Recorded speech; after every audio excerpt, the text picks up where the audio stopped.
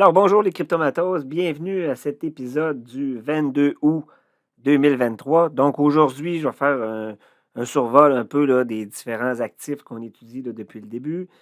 Il y a un peu de changement, entre autres, on va surveiller ça.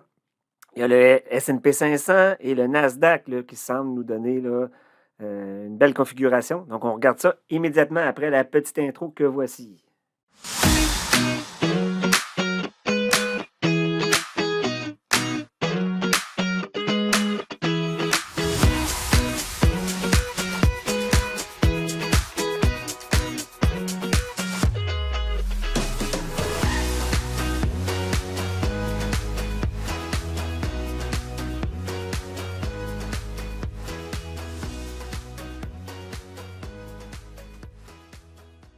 Donc, on va commencer avec l'analyse du Bitcoin. Donc, le Bitcoin nous a donné la semaine passée quelque chose d'intéressant, bon, plutôt négatif, dans le sens que on a eu le début d'une correction à la baisse dans la tendance haussière qu'on a vu venir là, à l'endroit où on a le pointillé qui est ici.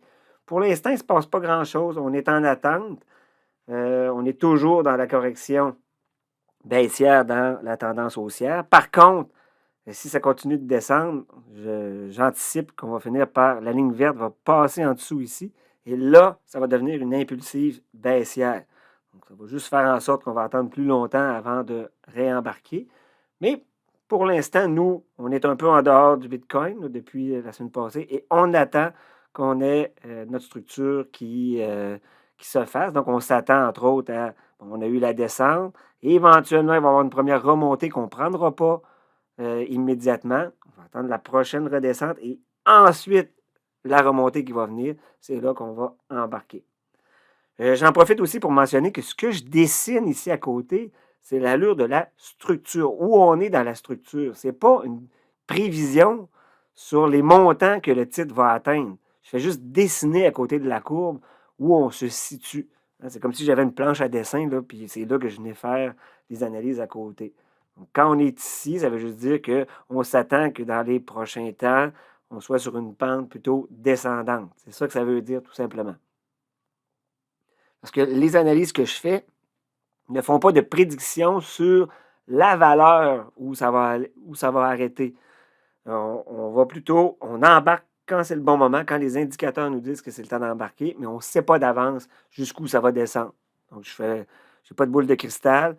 Je sais que présentement, on est mieux d'être en dehors et on va réattendre la prochaine montée. Ce qui est intéressant, plus je vais aller analyser le Nasdaq. Donc, le Nasdaq ici, très intéressant. On a eu notre structure qui nous a dit qu'on était dans une correction à la baisse dans une tendance haussière. On était dans la partie qui était ici. Ça a commencé là. On était sorti par le trait rouge. Et on attend tout le temps de faire, si on veut, deux cycles, c'est-à-dire un premier cycle ici et un deuxième là. Et là, ça devient finalement un bon temps pour embarquer au niveau de la structure. La semaine passée, on se situait, on avait terminé la semaine en se disant qu'on était ici. Sauf que là, maintenant, il y a du changement. Il y a un beau petit signal d'achat sur le Nasdaq, sur le marché des technos en général. Donc, on se situe à peu près ici.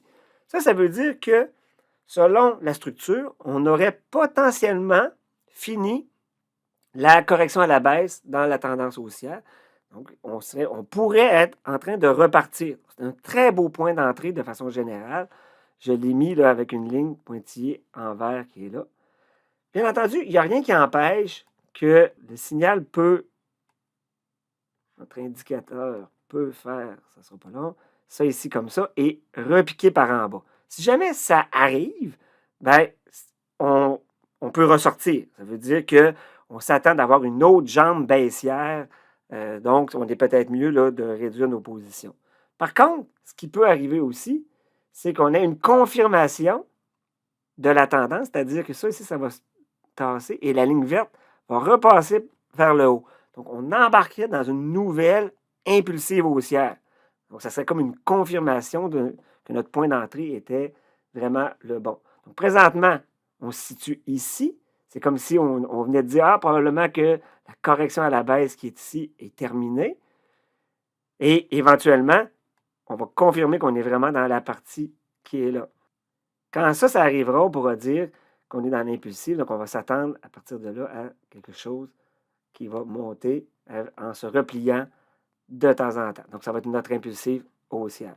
Là, c'est comme si on était peut-être dans le début de quelque chose qui serait ici, mais on n'a pas encore cette confirmation-là. Là, pour l'instant, on a juste décelé un point d'arrêt de la descente.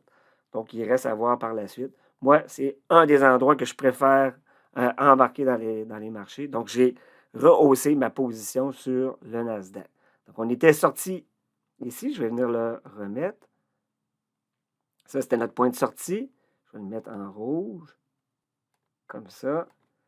Et maintenant, ça ici, c'est un excellent point d'entrée, mais on surveille, bien entendu, la suite. Comme ça.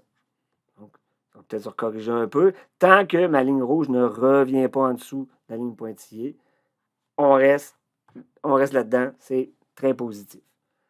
C'est la même chose pour le S&P 500. Quand je fais l'analyse, on voit qu'un bon point d'entrée, c'est vis-à-vis de ma ligne pointillée blanche ici. Je vais venir mettre ça comme ça. Et donc, ça veut dire que pour le S&P, on se situe sur la fin. Je vais le mettre en vert. Sur la fin de la correction dans la tendance haussière. Donc, plutôt positif pour les marchés boursiers selon notre algorithme. Ça peut virer rapidement, donc c'est pour ça qu'il faut suivre les émissions là, en temps et lieu. Donc, voilà pour ça. Est-ce qu'on a la même chose pour le Dow Jones? Le Dow Jones, on est toujours dans la correction. On voit que lui, il n'a pas remonté autant que les autres. On attend autre chose. Donc, pour l'instant, il n'y a pas de signal pour ça. On est toujours, en fait, sur le mode baissier qu'on avait détecté ici. Correction à la baisse dans la tendance haussière. Je vais aller voir, avant de terminer, peut-être un petit tour sur l'or. L'or, on était passé en tendance baissière là, ici. Ça, on avait décelé une correction à la baisse dans une tendance haussière qui finalement a viré, voyez-vous, a viré en tendance baissière, une impulsive baissière. On est toujours là-dedans. On a un petit rebond ici. Donc, le rebond qui est là, ça se trouve à être sur notre graphique, ça ici. Donc, on s'attend encore à une descente là, par la suite. Donc, je ne touche pas à ça pour l'instant. Si jamais la ligne rouge finit par retraverser de l'autre côté, là, à ce moment-là, on pourra reprendre des positions. Ce sera peut-être la fin de cette impulsive. Mais d'ici là, moi, je ne touche pas à ça. Ensuite, dernière analyse que je vais faire, le pétrole.